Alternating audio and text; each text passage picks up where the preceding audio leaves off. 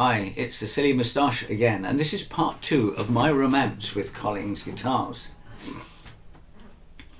I had my DS2H that I've spoken about in part 1, so please have a look at that if you haven't already. And around 2005, I took it into my head that I would like to play a guitar like Jimmy Rogers had in the 20s.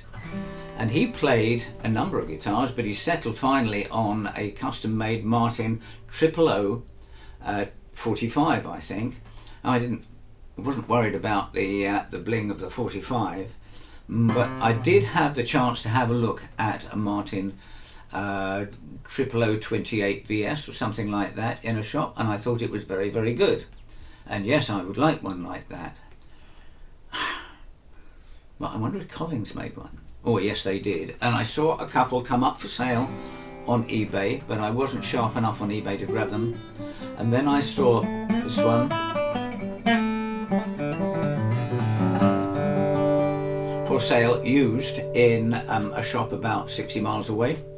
So I went up one Saturday to have a look at it. I had in my mind the maximum amount I was prepared to pay for it. And of course it was priced over that. And so I tried it, I liked it, there was no problems with it at all. And so we went into the dealing, how about this, how about that? And the salesman said, look, you want to buy it for that, and I need to sell it at this.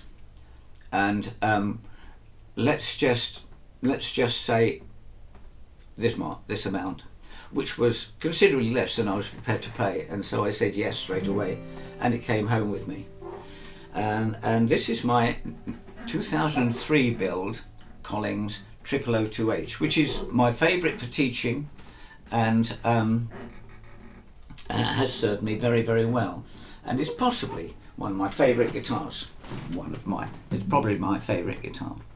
Right, okay, so where do we go? I've got a Dreadnought and I've got a 000. What more could one want? Well, both of these are Sitka and rosewood. Okay, so they look similar and they make a nice match. But in 2010, I saw an eBay sale auction for a mahogany Dreadnought, Collings Dreadnought, mahogany. That would have a different sound. It's going pretty cheaply.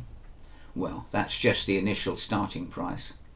Anyway, I put a bid in for the starting price. And the auction ended and nobody else bid on it. So I got it for the starting price. And here it is. My Collings DS1. Enormously powerful.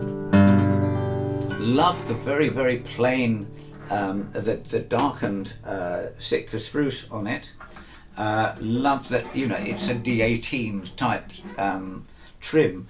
And this became my bluegrass guitar, so much so that it's my newest Collings guitar. It's built in 2008, but it's already had a refret. That's because I was so heavy-handed in the bluegrass bands, actually. And so I got that, and I was very happy. So I've now got a mahogany one, mahogany and a rosewood Dreadnought. Great, okay. Of course, that initial Dreadnought, the DS2H, built in 1998, had suffered some damage because it was pulled off a stage and the headstock was broken. And it was fixed and it played all right, but it was scarred. In 2011, the year after this one, I found another DS2H up for sale, used. Not very good pictures or anything like that, and it was a long way away. It meant an overnight stay. So I thought, well, I'll take Jane up and we'll stay in a hotel and we'll go and see the guitar and then have a nice meal out, blah, blah, blah. But it was the Saturday before Mother's Day, so we couldn't get anywhere for a decent meal. We ended up eating steak and kidney pudding in a very, very noisy pub, and the hotel was pretty ghastly.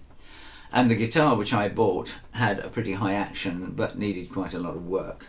But I got it back and here it is. So I bought this, my second Rosewood and Sitka DS8.